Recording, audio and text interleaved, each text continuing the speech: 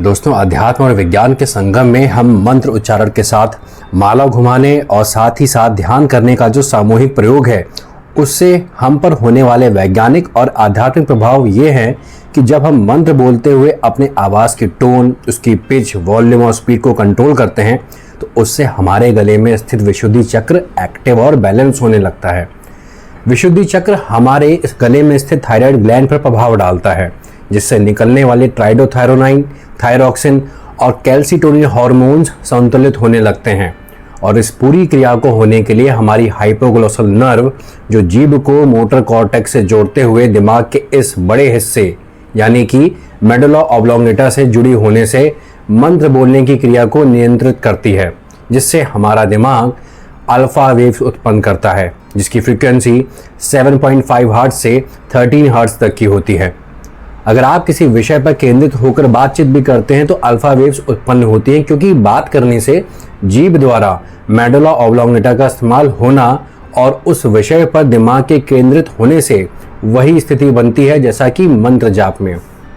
सिर्फ यही नहीं, मंत्र जपने से दिमाग और सूक्ष्म चक्रों पर जो असर होता है उससे भी हटकर मंत्र का जो अपना एक प्राकृतिक कंपन है उसका भी असर हमारे पूरे शरीर की रचना पर होता है, क्योंकि हमारा शरीर 70% जल तत्व से बना होता है। और वैज्ञानिकों द्वारा किए गए एक्सपेरिमेंट से हम जानते हैं कि साउंड की अलग अलग तरह की फ्रीक्वेंसी से जल में अलग अलग तरह के क्रिस्टल फॉर्मेशन बनते हैं, जो कि साउंड की भावनात्मक गुण को प्रदर्शित करता है, जिसका हमारे मन, बुद्धि और व्यक्तित्व पर सकारात्मक प्रभाव पड़ता है।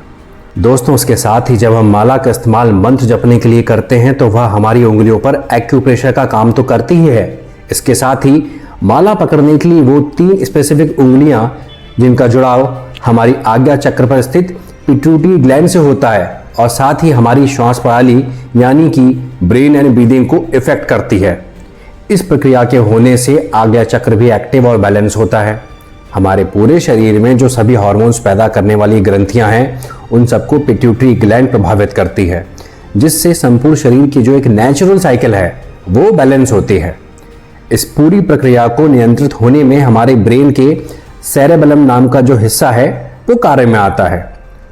दोस्तों, मंत्र जाप और माला घुमाने के 2 अलग कार्यों में संतुलन स्थापित करने की जो दिमाग की उस स्तर की सक्रियता है उससे बीटा वेव्स उत्पन्न होने लगती हैं, जिसकी फ्रीक्वेंसी 13 to 30 हर्ट्ज तक होती हैं।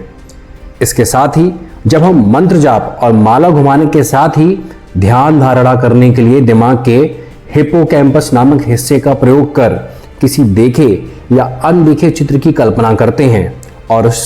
चित्रित कल्पना को मंत्र जाप के पूरे समय तक मन में स्थिर रखने की कोशिश या एक सफल कोशिश करते हैं, तो उससे हम अपने दिमाग के एमिगडाला हिस्से का प्रयोग करते हुए उस चित्र से भावनात्मक रूप से जुड़ते हैं, जो हमारे अनाहत चक्र या हृदय चक्र को एक्टिव और बैलेंस करता है।